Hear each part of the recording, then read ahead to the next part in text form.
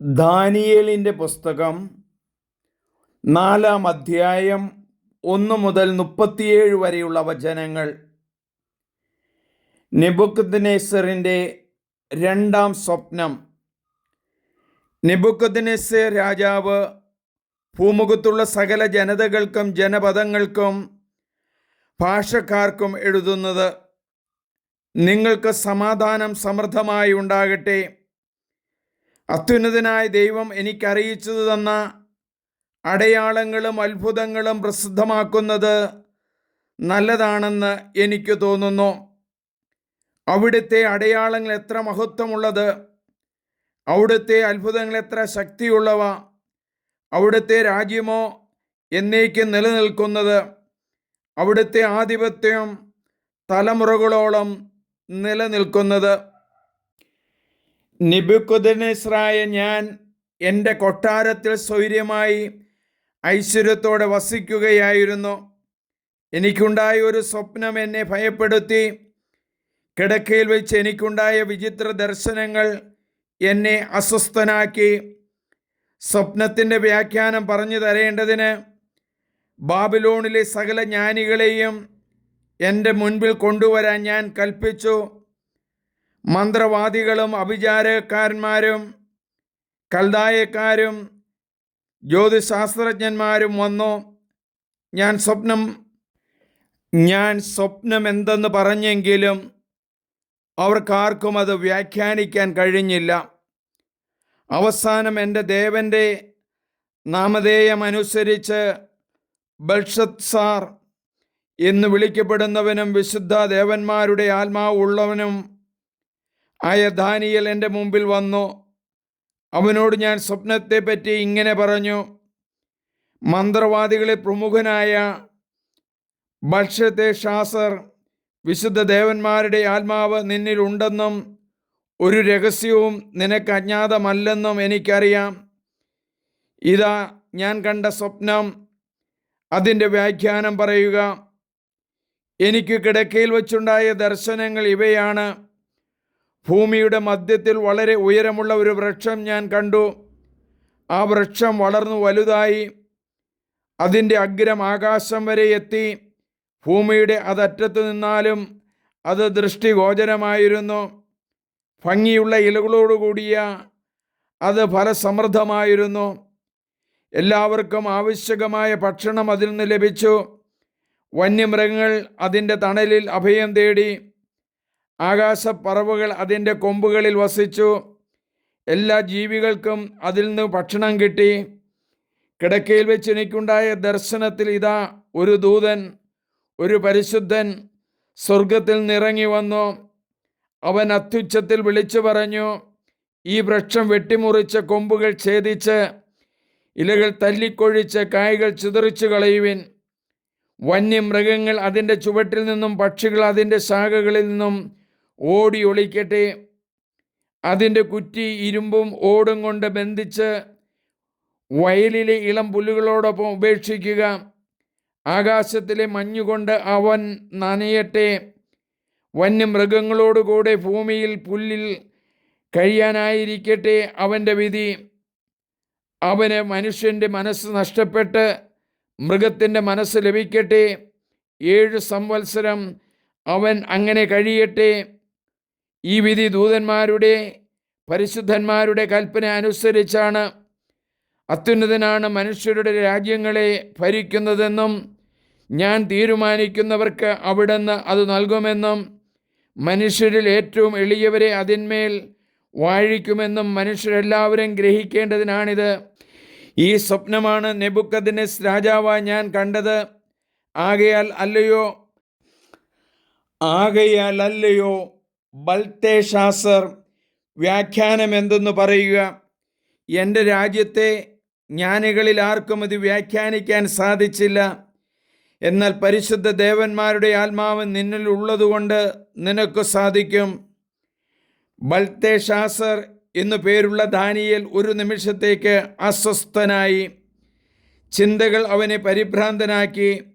രാജാവ് പറഞ്ഞു: ബൽത്തേഷാസർ, സ്വപ്നമോ അതിൻ്റെ അർത്ഥമോ നിന്നെ ആകുലനാക്കാതിരിക്കട്ടെ.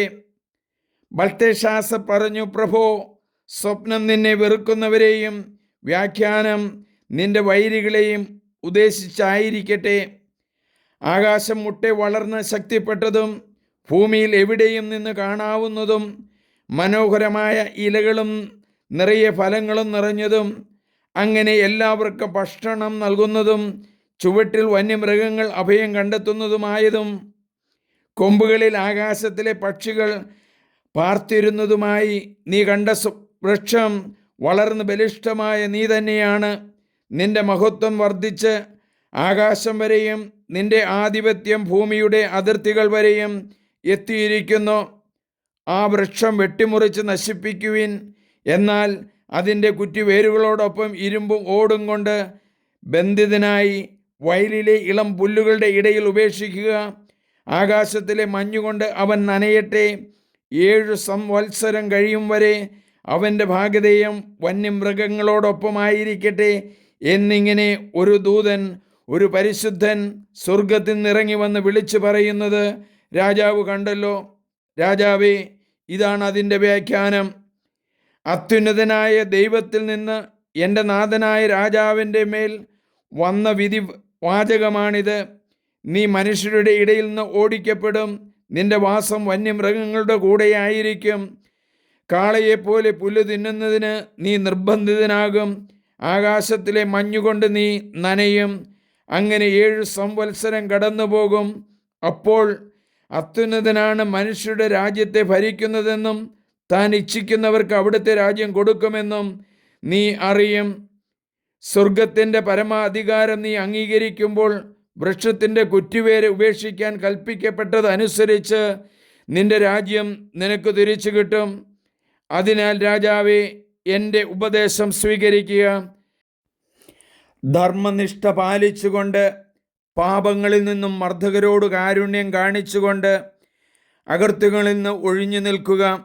ഒരുപക്ഷേ നിന്റെ സ്വസ്ഥതയുടെ കാലം നീട്ടിക്കിട്ടിയേക്കാം. ഇതെല്ലാം നെബൂഖദ്നേസർ രാജാവിന് സംഭവിച്ചു. 12 മാസം കഴിഞ്ഞ് ബാബിലോണിൻ്റെ രാജകൊട്ടാരത്തിൻ്റെ മട്ടുപ്പാവിൽ ഉലാത്തുമ്പോൾ രാജാവ് പറഞ്ഞു, എൻ്റെ രാജകീയ മഹത്വത്തിനു വേണ്ടി രാജമന്ദിരമായി എൻ്റെ മഹാപ്രാഭവത്താൽ ഞാൻ നിർമ്മിച്ചതല്ലേ മഹത്തായ ഈ ബാബിലോൺ. ഈ വാക്കുകൾ രാജാവിൻ്റെ വായിൽ നിന്ന് വീഴുന്നതിന് മുമ്പ് തന്നെ സ്വർഗത്തിൽ നിന്നൊരു സ്വരം കേട്ടു, നെബൂഖദ്നേസർ രാജാവേ, നിന്നോടാണ് പറയുന്നത്, രാജ്യം നിന്നിൽ നിന്ന് വേർപെട്ടിരിക്കുന്നു. നീ മനുഷ്യരുടെ ഇടയിൽ നിന്ന് ഓടിക്കപ്പെടുകയും നിന്റെ വാസം വന്യമൃഗങ്ങളോടൊത്തായിരിക്കുകയും ചെയ്യും. കാളയെപ്പോലെ നീ പുല്ലു തിന്നും. മനുഷ്യരുടെ രാജ്യം ഭരിക്കുന്നത് അത്യുന്നതനാണെന്നും താൻ ഇച്ഛിക്കുന്നവൻ അവിടുന്ന് അത് നൽകുമെന്നും നീ അറിയുന്നതുവരെ 7 സംവത്സരം കടന്നുപോകും. അപ്പോൾ തന്നെ ആ വാക്കുകൾ നെബൂഖദ്നേസറിന് നിവൃത്തിയായി. അവൻ മനുഷ്യരുടെ ഇടയിൽ നിന്ന് ഓടിക്കപ്പെടുകയും അവൻ്റെ നഖം പക്ഷിയുടെ നഖം പോലെയും രോമം കഴുകൻ്റെ തൂവലുകൾ പോലെയും വളരുന്നതുവരെ കാളയെപ്പോലെ പുല്ലു തിന്നുകയും ദേഹം ആകാശത്തിലെ മഞ്ഞുകൊണ്ട് നനയുകയും ചെയ്തു. ആ നാളുകൾ കഴിഞ്ഞപ്പോൾ നെബൂഖദ്നേസറായ ഞാൻ സ്വർഗത്തിലേക്ക് കണ്ണുകൾ ഉയർത്തി. എൻ്റെ ബുദ്ധി തിരിച്ചു കിട്ടി. ഞാൻ അത്യുന്നതനെ വാഴ്ത്തുകയും നിത്യം ജീവിക്കുന്ന അവിടുത്തെ സ്തുതിക്കുകയും മഹത്വപ്പെടുത്തുകയും ചെയ്തു. അവിടുത്തെ ആധിപത്യം അനന്തമാണ്. അവിടുത്തെ രാജ്യം തലമുറ തലമുറയായി നിലനിൽക്കുന്നു. സകല ഭൂവാസികളും അവിടുത്തെ മുമ്പിൽ ഒന്നുമല്ല. സ്വർഗീയ സൈന്യത്തോടും ഭൂവാസികളോടും തൻ്റെ ഇച്ഛയ്ക്കൊത്ത് അവിടുന്ന് പ്രവർത്തിക്കുന്നു. ആർക്കും അവിടുത്തെ കരം തടയാനോ എന്താണ് ഈ ചെയ്തത് എന്ന് അവിടുത്തോട് ചോദിക്കാനോ സാധിക്കുകയില്ല.